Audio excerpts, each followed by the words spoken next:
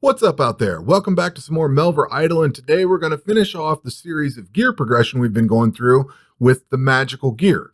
So in the last videos, we've gone through melee and then ranged, and now we're going to talk about magic. And magic is a little bit different than the other ones, and there's a lot of nuance to it, so it's been a little bit difficult making this video and figuring out how to present the information.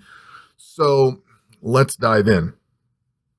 First and foremost, as with all these videos, there's a wiki button down here. Go look at that. There's a ton of information. There's going to be a lot of knowledge gaps in here that I'm just not going to have. And the wiki just gives you all the information. So go into that, use it, know it, learn it. It's great. So let's dive into this. The first thing I want to talk about is leveling up.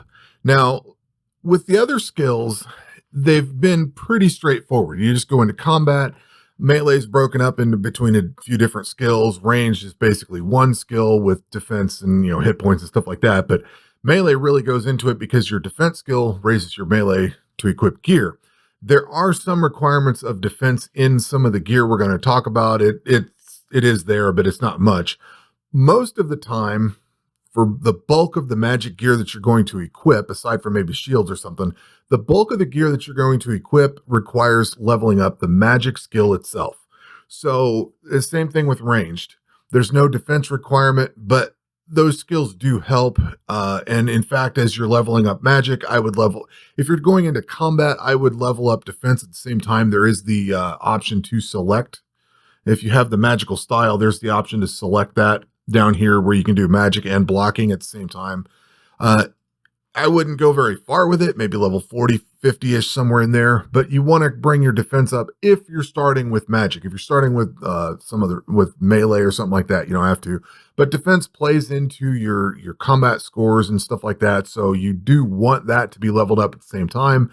If you start with melee, work up to ranged, and then start working on magic, it's a whole different ballgame. You already got a base to it. But if you're starting with magic itself, start there. But kind of getting off track here. There are two basic ways to level up magic, and we have to stop by this because how you level up is going to determine what gear you're going to wear. So the first way is alt magic, which is totally non-combat. And this down here is a great way to level up. You can go from all of these all the way down to Superheat 4. You can basically level all the way up to 120 if you so desired. If you have the expansion, you want to level up to it, you can use alt magic for all of it. The benefits of alt magic is that you can take advantage of non-combat items such as rings or gear, whatever gives you rune reductions or bonus XP, bonus money, stuff like that, unless it specifically says does not count alt magic. Most of the things that you try will say includes alt magic, like the Ring of Skills. So if I toss the Ancient Ring of Skills on, it says grants plus 8% skill XP from non-combat skills, including alt magic. I believe, well, there's several of those that you can use, whatever combination you want to use with.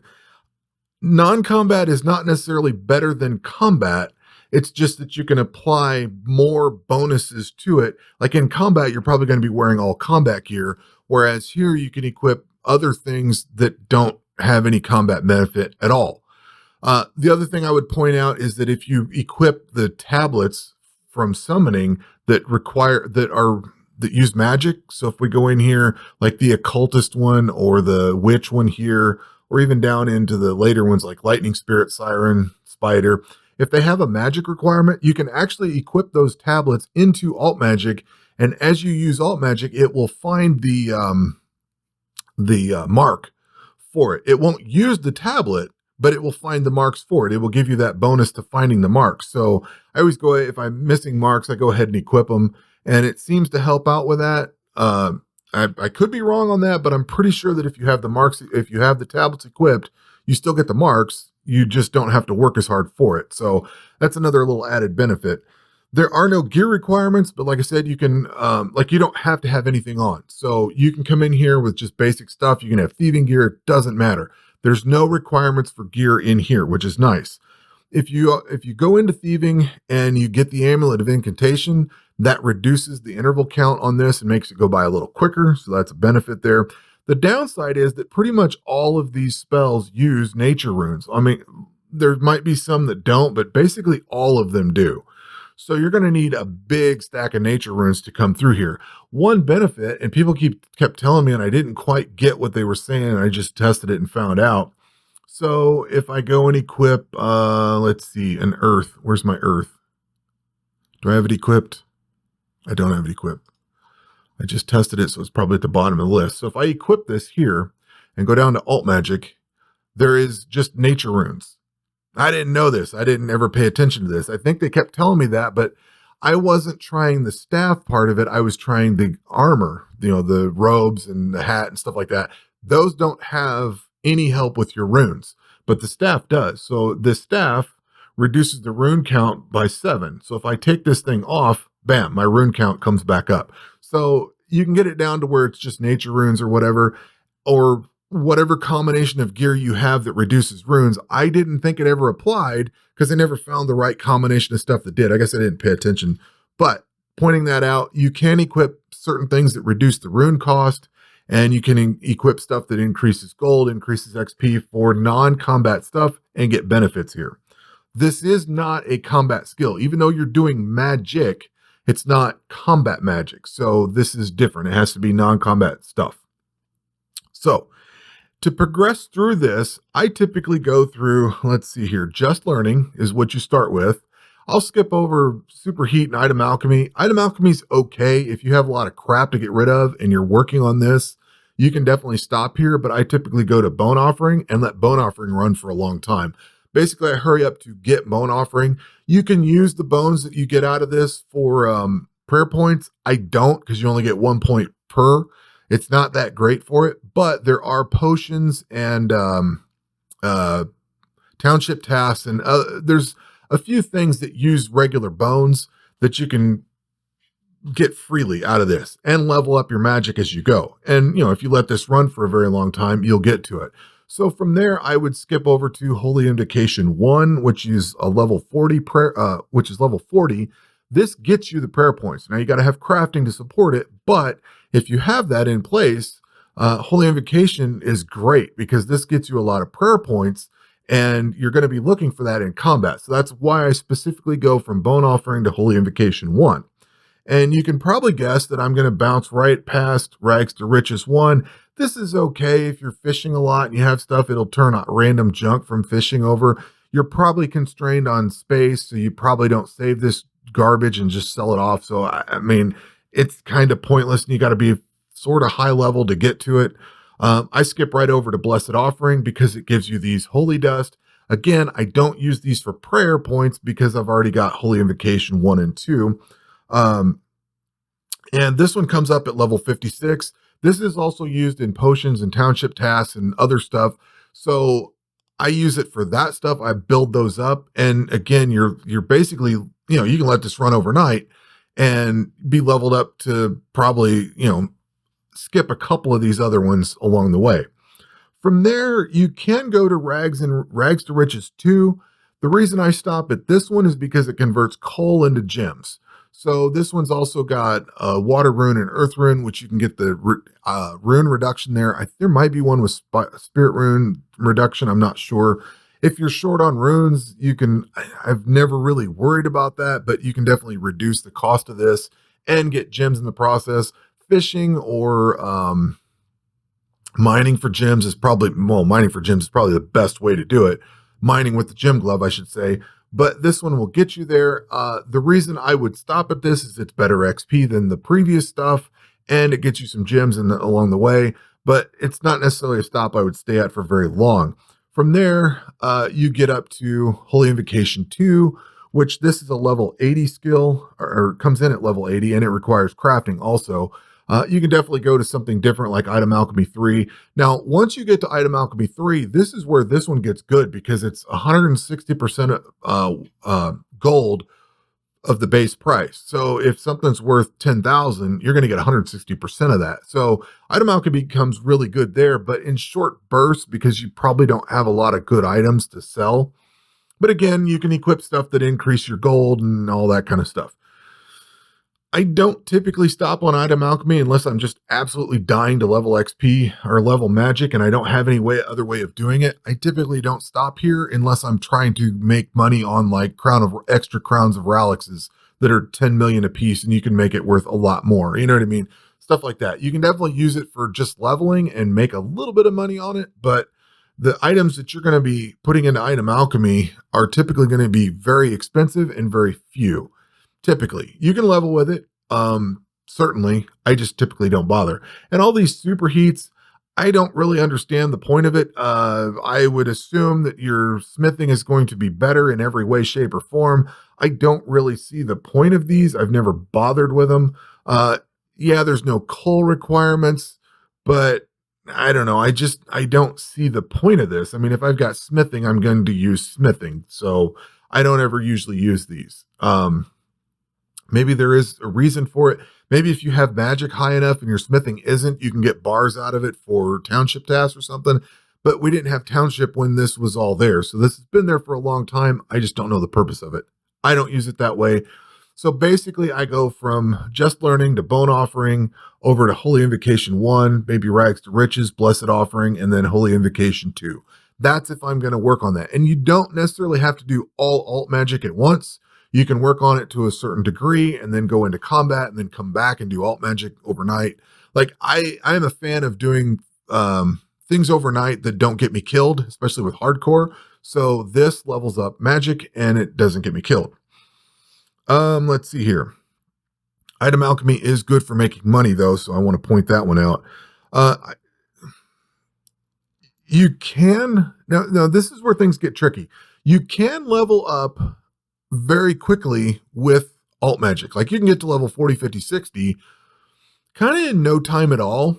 And depending on where you step out of alt magic is what gear you're going to equip. And I know that sounds kind of basic, but any gear progression guide that you can provide is going to depend on what you do. Like if you start combat at level 1, you're dealing with level 1 gear and what you can get there. If you step out of this at level 50, all of a sudden you're way higher than you would be. And now you're just destroying things. You know what I mean? So it depends on what you level up and get to where. And as mentioned, this is good for AFK with 0 risk. Now, as far as combat goes, this is something that I'm going to point out. Most all of your creatures in the early game and mid game pretty much are all melee. So if you're going to start a new character out, it might be good to go with magic. For standard hardcore stuff like that, we'll get into more of it here in a minute, but to basically progress through this, I would do the same thing that I've advocated in other ones. You start with plants, and then once you can hit a tentacle for like 70-ish% accuracy, switch to the tentacle. Not the plant. You don't want to be hitting the plant for 70%. You want to be able to hit the tentacle. So you'll go on plants for a while, test the waters with tentacles, and then come back to plants. If you're hitting for less than 60, 70%, somewhere in that realm, you're going to be wasting runes. You're not going to be hitting very much. You're not going to get much XP. It's just time wasted. So spend a lot of time on plants, and you can go through plants, chickens, cows.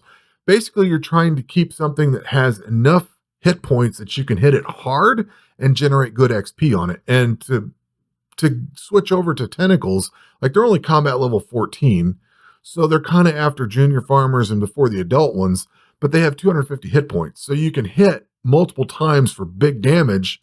If you can hit accurately, you can level up faster because you can level up more steadily, I should say, not faster, but steadily. And then same thing for giant crabs. Like if you look at the master farmer, he's combat level 47 with 280 hit points. This is only 33 with 600. So the tentacles and giant crabs are fairly weak. They don't hit very hard. They're easy to hit, and they have a decent health pool. So you can hit them pretty hard. If you are starting out with magic completely from scratch, I would go ahead, let me throw something magical on here. If you are starting magic from scratch, I would use defensive magic for at least, say, 30 or 40 levels of defense. You want defense to go up. If you're already training defense from melee or something like that, and I would not train defense with ranged, I would train defense as defense with melee. But if you're not training defense directly in any other skill, I would train it here for a while just to build up your defense. Now, at some point, you'll see defense and magical go up fairly well. You're reducing the amount of magic XP you're getting, and you're reducing the amount of defense XP you're getting, but you're gaining on both sides at the same time. I did that with one of my characters, and it worked out fairly well, but there is a time when you'll notice it really slowing down. And once you switch over to just magic, your magicals go up fairly quickly at that point because you've switched off the reduction of it. So for what it's worth. So that's basically how I would go into the leveling portion. And now we're going to get into the runes and rune crafting notes. All right, I had to put a little footnote in here for runes and rune crafting because there's some very important things to go. Depending on what combat or depending on what game mode you're playing, you will want to save all your runes from any combat you get, bank slots permitting. So if you're in hardcore and you can't afford the bank slots or you don't have them yet, you're obviously not going to be able to save them all. If you're in hardcore combat only, you're in a little bit more of a bind. If you're in standard or you have just plenty of bank space open, save it all. Same with adventure mode. It just reduces the amount. It's not a great amount. You're not going to get a lot from combat, but the more you get from combat is the less you have to create. And if you're working on other skills and you can just save them up, more the better. Air runes go into nearly every magic spell. And this was something I didn't catch on to until very late. There are some spells that air runes don't go into, but pretty much everything you get has some form of an air rune in it. So make a ton of air runes. You're going to need a lot. As far as auroras, which they're not auras, I thought they were auras, but they're auroras, and curses, as far as these go, this uses mind and body for everything for the curse side of it, and the auroras use light runes. So basically, I would advocate for making your 4 basic elements, earth, air, fire, and water, and then work up make a whole bunch of water or air runes, and then get your mind, body, and light runes and make a ton of those. If you're working on rune crafting, you're going to make a lot of them anyway. I would make sure to have at least a few 100,000 of each. You're going to need a lot of them, so just mass produce it if you can. Now, the one that's most difficult is ancient runes. All your ancient magic uses ancient runes, and once you get into the surges, those all start using ancient runes also. Ancient runes are nearly impossible to get without rune crafting. We'll get into that in a minute. And if you're doing alt magic, make sure you have enough nature runes. Combination runes you can use. You can use combination runes here, but I typically just save those because you're going to use them in tablets. Which tablets were they? The witch one? Yeah, so the witch one uses... well, basically any of these. Well, I'm sorry, the witches use all these. There's one of these that uses, I thought it was the occultist. Oh, I can't remember anymore. There's one of these that uses all the other ones. Maybe it's a potion. I can't remember. There's definitely something that uses those, oh God, combination runes. Boy, I'm totally brain dead today. There's something that uses those. I tend to save the combination runes for that and not use them in combat. You can certainly use them in combat. You can certainly create them if you have rune crafting. They just take longer because you got to make all the other runes and then come back into it. So I don't usually bother with those. I just save them up and then use them for whatever other purpose there is. And if it's hardcore combat only, or hardcore, any form of hardcore, I probably ditch them all unless I use them for whatever that purpose is. So now we're going to dip into the game modes. Quick side note, that is the crow rune that uses those, and it uses only the combination runes. So anyway, we're going to talk about game modes here for a second. Now you've got standard and hardcore. They're basically the same thing. You've got permadeath on one, but pretty much standard and hardcore are the same. You got all the skills unlocked from start. You can do anything you want.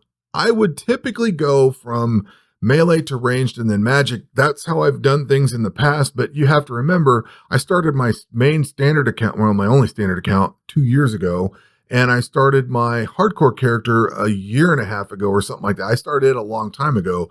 So I have not started anything but, say, a speedrun game mode or an adventure account since the expansion and the games hit 1.0. So I don't really have anything with that. Now, like I said, I haven't started anything in a while, but I would be very persuaded to start with magic at this point. We'll get into the gear of it, and there is really easy way to do it, but the combat triangle really lends itself. All of this stuff is basically all, aside from these guys, but all of this is melee. And if you're following the combat triangle, magic will trump melee all day long. So the only thing you have to worry about is the range stuff. And a lot of your dungeon bosses are all melee. You just have to worry about some of the trash mobs that are ranged. But for the most part, you can go in and just annihilate everything with magic because it's mostly melee early game. You will need mining and rune crafting, but you can just create everything you need in large quantities and move on. Now, once you get over into adventure mode, you have to buy all your skills. So if things get a little more interesting and difficult, you would need a rune source, either from combat, rune crafting, thieving, whatever it is. But so you got to factor all that into what you're purchasing. And then ancient runes are very hard to come by without rune crafting.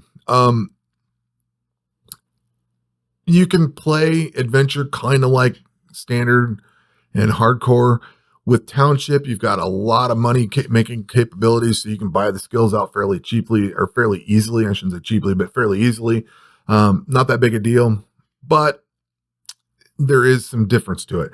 Now, once you get over to hardcore combat only, that is where things get really interesting, because that is very much a struggle. Ancient runes are almost impossible to get. The only drops you can get ancient runes in is basically the Hall of Wizards, and you only get 10 at a drop. I think the last time I ran this, after a few hundred runs, I only got maybe 10 or 20 or 30 ancient runes. I didn't get very much out of this at all, and there was a lot of runs on the Hall of Wizards.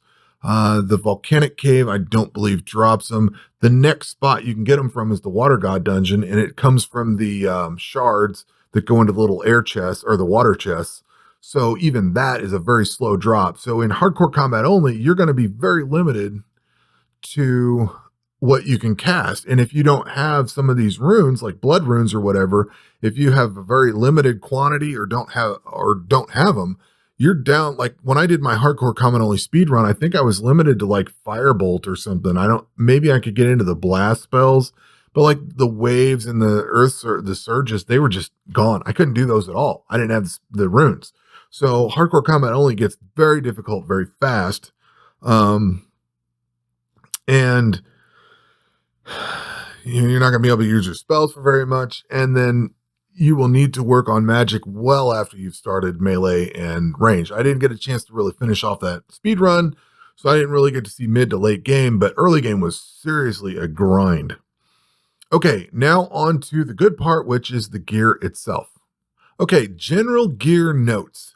Armor is a little bit different, and we're going to get into a slide here in a second. You want to use a shield as much as possible. Most of your two-handed stuff doesn't have any damage reduction. In fact, I don't think you get damage reduction until the expansion, but I could be wrong on that. You can start with a level 1 or a wand at level 1 and put a shield on. But I tend to level up alt magic first anymore and get as far into that as possible, and then wherever I've stopped there is what gear I can equip. So we'll keep that in mind for future. So weapon wise, weapons are basically two-handed or one-handed. And I've got almost everything in here that's two-handed for the early game. This all comes from rune crafting. You could maybe get them from combat, maybe from thieving or something like that. But again, these have 0 damage reductions. I don't ever recommend any of the two-handed stuff. It can work. You can use it, and it reduces the cost of runes by whatever factor. So it's not necessarily worthless, especially like in hardcore combat only or something like that. You reduce the amount of runes it takes, so you don't have to farm as much of that out for certain things. I don't think you can get free spells, but I don't know that I've tested that. But I don't typically use two-handed weapons, or I use them until I outgrow them, and then I can use something different. For a wand, and this is all your elemental stuff, your let's see what I got here. Elemental staves, elemental battle staves, elemental mystic staves, your earth mystic, all that kind of stuff. And then Nature's Wrath is a two-handed sword. I guess I better run through these real quick before we move on too quickly. Nature's Wrath is here. This one isn't a bad one. It doesn't do damage reduction at all, but there is some benefits to nature rune cost. You can reduce the cost by 1, so that might help in alt magic. It hits a little bit harder, a little bit of benefits there. It does open up a new spell book or spells that you can equip that aren't bad. It's not a bad stopping point, but it's not going to be what you're going to use for end game by any stretch. And then there's the Cloud Burst. This one gives you maximum spell water spell damage. It reduces water rune cost by 7, so it's got some benefits to it. Again, no damage reduction, and it's got some benefit with standard spells and what it can do for its abilities. It's not a bad thing, but it doesn't let you equip a shield, so I typically ignore it. Wands. There are a number of wands. Well, there's only a couple. I shouldn't say there's a number. There's a few wands you can use. Number 1, you can start with the magic wand, the basic magic wand. Now, this thing, the interesting thing, I found this by accident one day. If you go into Rune Essence, I thought this was kind of cool.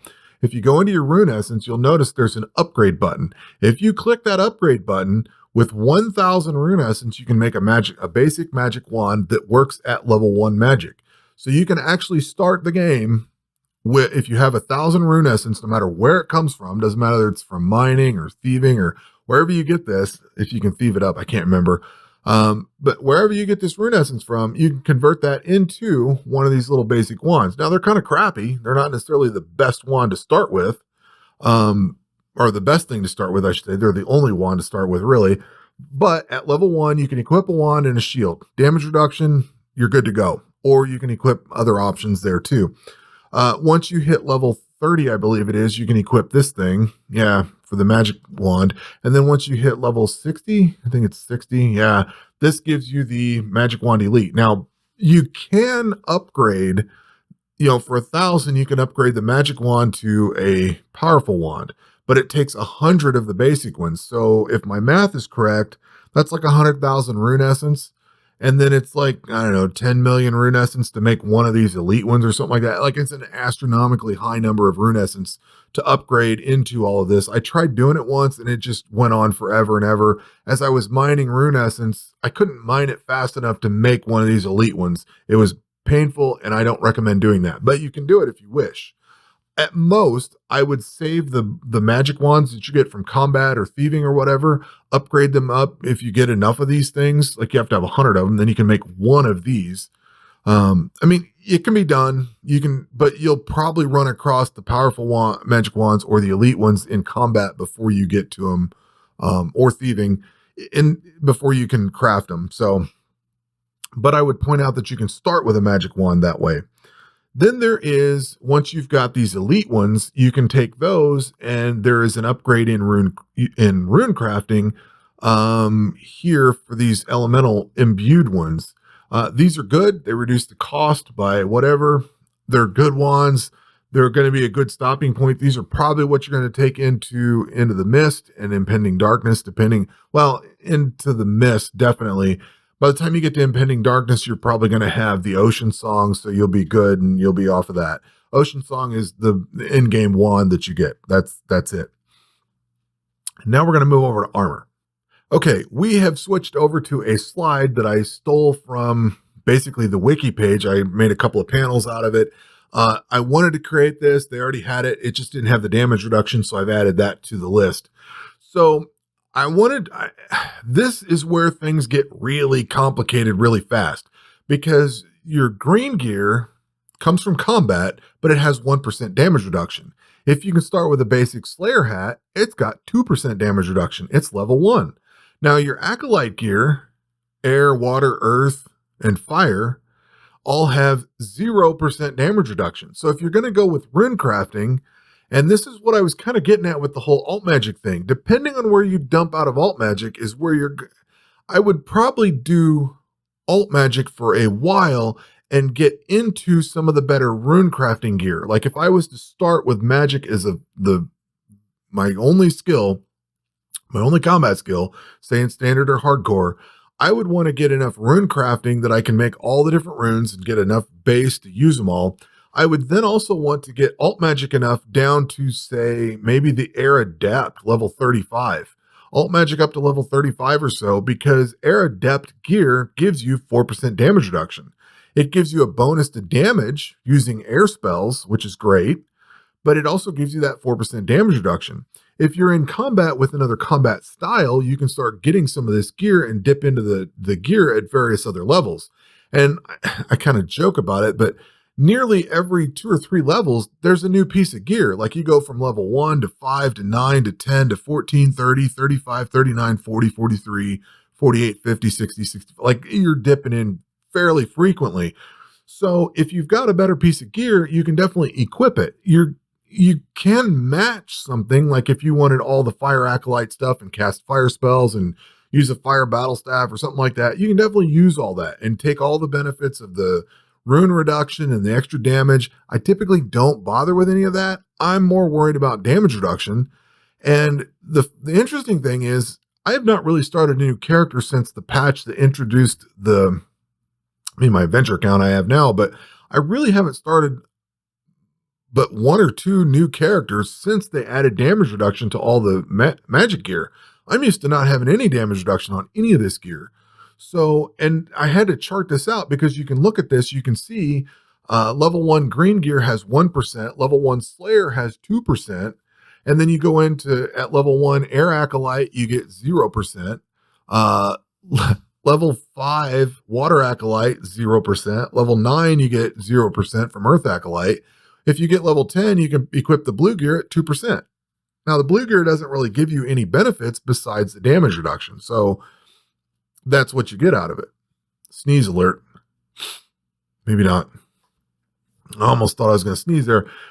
So where you dip into things, and this is kind of what I was driving at with the whole alt magic thing. If you come out of alt magic at level 40, I probably wouldn't try to put the Myelite gear on. It's only got 2% damage reduction. You can go back up to level 39 Water Adept gear, get a little bit of water damage, water spell damage, but 4% damage reduction. So in my mind, there's far more benefits to using alt magic and getting as far as you can. If you are in combat and you can get some of the green or blue or red or whatever, they're going to put you ahead of the rune crafting gear, but just depends on where you dip out of wherever you're at and what you're going to equip. And there's a lot of bonuses for all the different gear. Basically, you're going to end up with the God gear and the Slayer Master gear, which gives you 6% damage reduction on the Slayer Master gear and 8% on the God gear. So that's kind of where you're going to wind out. Ancient gear is a good stop. That gives you +5 minimum damage when using any elemental spell per piece with 5% DR on each piece. So you're going to get good damage reduction there. But like I said, it just really depends on where you dip out of alt magic or where you're at with your character and what you're trying to do. So that's my chart. I'm going to leave this on here for a second, and you can pause it if you need to or whatever. This is once again all out on the wiki page. For me, the key part is how much damage reduction you get. And like I said, that's typically what I'm going for. Is I may throw some slop gear on for a while and then use that until I get ancient gear. And then once I get the ancient gear, I'm good to go. So it just really depends on how you're leveling your character. If you spent time on melee and ranged, you can use your ranged character in the Hall of Wizards and end up with the ancient gear. But then you got to be level 70, which you can do alt magic too, which is kind of what I did with my adventure account. And I don't know, like I said, that's kind of how the gear works. It's goofy, it's all over the place, and it's every so often. So take that as you will. All right, we're going to move over into shields for a minute. There is this shield of magic power. This is a great shield. It requires 99 magic. This is basically the end game into the impending darkness. You get this from impending darkness. So you're not going to be able to use this until you get into like the middle of impending darkness. So it's not even worth recommending. As far as shields go, there is the Myelite shield, which gives you 2% damage reduction. I think I have that here. This here gives you a little bit of damage reduction, but it takes level 40 magic and level 40 defense. I would not recommend this. You can get into a lot better shields. Like any of the melee shields are probably better. I don't know that I have any of them upgraded, but melee shields, your range shields, those all, if you have the levels for those, you can equip them. Whatever shield you can equip is Myelite shield. If that's all you've got, that's great. But anything else you can equip. And then we're going to go into capes. So as far as capes go, this is pretty much going to be the same spiels I gave for everything else. Even like your farming skill cape, your standard bone stock skill cape. Anything that's level 99 and you have skill cape for gives you a minor amount of defense. They're not great, but if you have it, use it. Nothing wrong with that. If you don't have anything level 99, you're kind of out of luck on that. But you can go and get the obsidian cape. I got to click on the right button there. Where do I have that? That is here. This comes from the Adamant Knights. This goes up for melee and range defense that you have, or defense for every defense level you have. So this is good for that. It doesn't give you any damage reduction, but it gives you a little damage avoidance. You're not going to get hit as much. A little bit. It's not great, but it's there. The Knight's Cape you can use. This one gives you 1% damage reduction. It's more of a melee thing. It comes from thieving, but it's possible to use it. Then we go into the Fire Cape. I've got mine over here somewhere. I think they're down. Where are they? Right here. This comes from the Volcanic Cave. So it's kind of a mid-level dungeon. Gives you 2% damage reduction. I think it gives you a little defense against magic, but that's about it. The next one is going to be the Skull Cape. Now, this is made for magic, and I've never really used this, but I kind of wish I was starting a new standard account. This thing gives you 20% rune preservation, but it also has 3% damage reduction. So that's a great skill cape. It requires 400,000. I think it's 400,000 Slayer coins, so it's kind of expensive, a little bit difficult to get. But you can take this into the volcano with your magic character and just decimate that, I would assume, fairly easily. So something to keep in mind is that Skull Cape. And then the Infernal Cape has 4% damage reduction. You get this from beating the Infernal Stronghold. This one is definitely a difficult one to get, but 4% damage reduction is going to be the best cape you can get until you get Cape of Completion. So Cape of Base Game Completion, whatever you want to call it. So that pretty much does it for capes. Now we move on to rings and amulets. The basics are going to be your silver diamond ring. This thing gives you 1% damage reduction. That's going to be kind of your basic one. Elite amulet of ranged. This thing is a ranged amulet. I didn't click the upgrade button. It does have 1% damage reduction. So if you get 100 of these, you can make one of these and get 1% damage reduction. It does help. A little bit helps. The magic amulet, if you upgrade this thing, you get 100 of these and upgrade it. It has 2% damage reduction, which is really good, plus some magic bonuses for attack and stuff. So that's a good one. The standby is going to be your amulet of defense. This one's more got just a little bit of defense and 2% damage reduction. No other magic bonuses, but I would try, if you're working on a magic build, I would definitely try to get the amulet of magic in there because it's got some damage reduction and some bonuses. And then, of course, all of these upgrade into the Fury of the Elemental Zodiacs, which has 3% damage reduction and bonuses for all kinds of things. That's more of your in-game amulet, and it's pretty much the only amulet you're going to use from that point on. Once you get this, even in the expansion, they haven't even upgraded it or offered a better alternative. It's pretty much that. It's got all the bonuses that are on there, and it's just a great amulet. And then to wrap all this up, we're going to talk about miscellaneous gear, which is going to be things like the Enchanted Shield, which offers a little bit of benefits here. If I take this thing off, the Enchanted Shield offers a little bit of benefits to attack and defense. No damage reduction, unfortunately. The Enchanted Cape, no damage reduction, but a little bit of bonuses. So if you have these, you can do a little more damage, maybe hit a little harder. You're not going to get damage reduction from it.